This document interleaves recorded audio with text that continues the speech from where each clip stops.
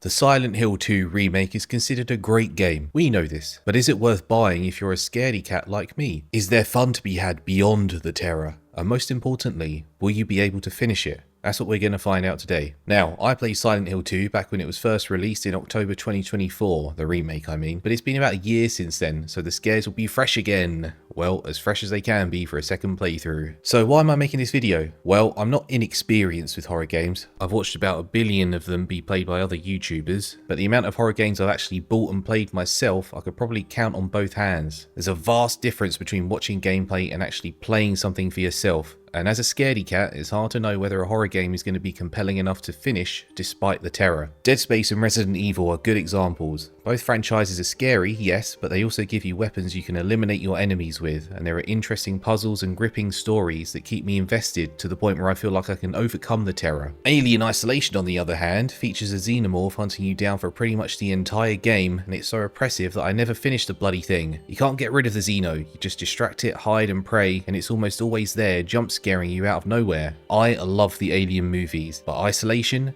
It's too scary. A brilliant game, but way too scary for me. And it's the same deal with Outlast 1 and 2. I've seen playthroughs of those games and they're terrifying, with no way to eliminate most enemies and jump scares around every corner. Now, make fun of me all you want, but I know there's a ton of people like me out there. And they might be wondering, now that Silent Hill F is out and it's received good reviews, and the fact that there's a Silent Hill movie coming out January next year, whether the series is worth getting into. And naturally, a good place to start would be Silent Hill 2. But is it too scary to finish? Will you be able to get to the end and still have fun? Here's my experience, and hopefully by the end of the video you'll know enough to make your decision. Let's start with the story. Silent Hill 2 has an atmospheric slow burn of a tale that isn't outright horrifying from the get-go, but it builds up dread over time. It's a character-focused plot, which means you really get to know all the people you come across, especially James, who is the protagonist. James Sunderland. What a guy. He has depths you might not expect, and they get revealed slowly as you progress. It's a great story, not too front-loaded with horror, and I'd say that it could appeal to anyone who loves delving into well-crafted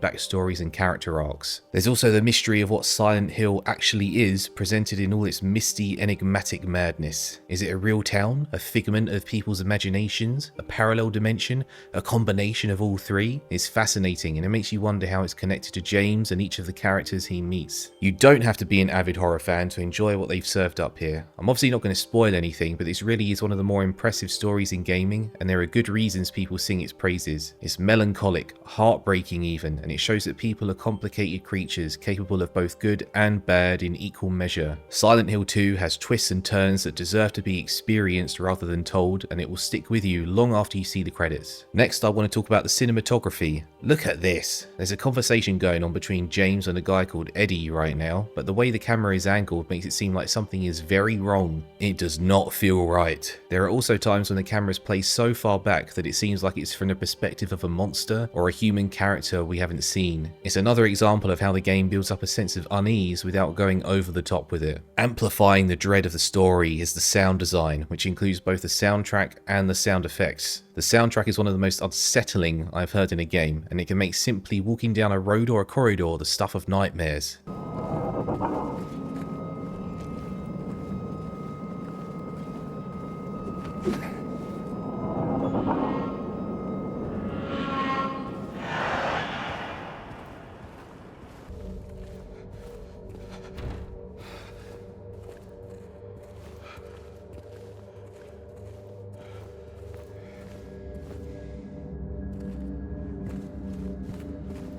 See?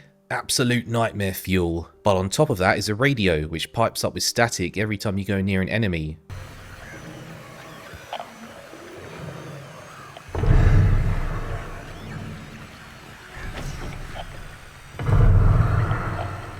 You might not be able to see them at first, but you will be able to hear that they're nearby because the radio will start screaming at you. It puts me on edge every single time. And then, just for good measure, the monsters have uncomfortable gurgling noises.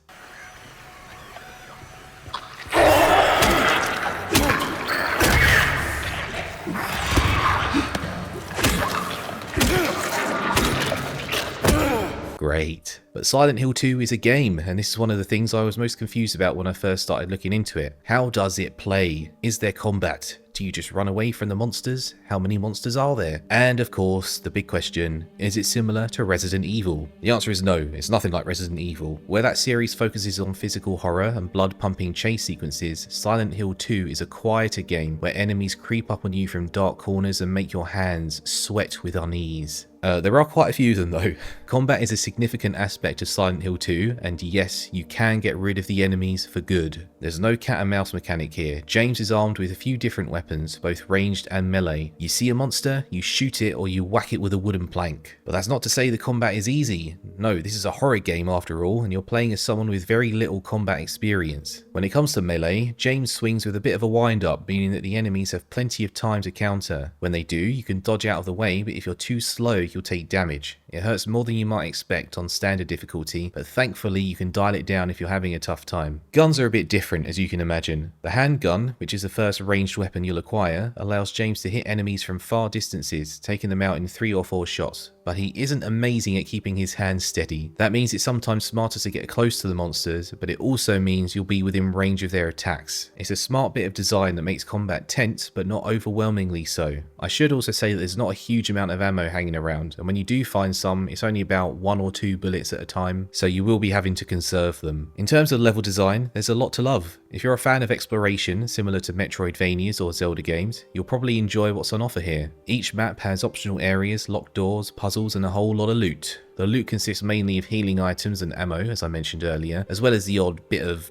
lore, a note, something like that. It's always nice to see those after tense enemy encounters. Towards the end of the game, I did start to get a little tired of how big each location was and how some areas are just Dark World style variants of previous places, but that's a nitpick. What about jump scares, I hear you ask? The horror game's staple. Well, there's 1 or 2, sure, but that's about it. Silent Hill 2 relies almost exclusively on that slow burn, ever-present dread I mentioned earlier. Corridors ooze with a grim tide of death and decay, and that's before they get transformed into their Dark World variants. The enemies, meanwhile, are twisted, uncanny humanoids that have been warped into abominations by some malignant force. It's a sort of game that makes you hesitant to open doors, even though most of the time you'll be fine. Its horror is psychological first and foremost, with the physical terror of the enemies contributing to it without being the dominant force. The puzzles are where the game feels most like Resident Evil to me. Each location has you visit a central puzzle that requires you to explore and find solutions, much like a point-and-click adventure game. That's one thing I've always loved about Resident Evil, by the way. It's scary, but it also gives your brain a workout. Same deal with Silent Hill 2. It's brain training, Pyramid Head Edition. Take this jukebox puzzle at the start of the game, for example. James uncovers it with the grand charisma of a haunted magician and instantly breaks it, which means he needs to find the means of repairing it. Okay, it's not James's fault that there was only half a vinyl record in there and that one of the buttons was missing, but still. Finding the missing pieces means that he has to study his map for directions, which he helpfully marks off as he explores. You can see that certain areas are circled. That's because he's found documents that indicate those might be where the missing pieces are. Once James fully explores a location, he puts a cross through it. That's an example of an exploratory puzzle, but sometimes you'll come across something like this, in which you need to find the code to a safe. I won't spoil what the answer is, but everything you need is here in this room. Some of these conundrums aren't easy either. They can really make you think. It means that the game has a lot more going for it than just the scares and the dread. But back to Pyramid Head. You've probably seen a lot about him over the years, considering how iconic he is, and you might be wondering if he's an ever-present bad guy like Mr. X, OG Nemesis, or the Xenomorph. The answer, thankfully, is no.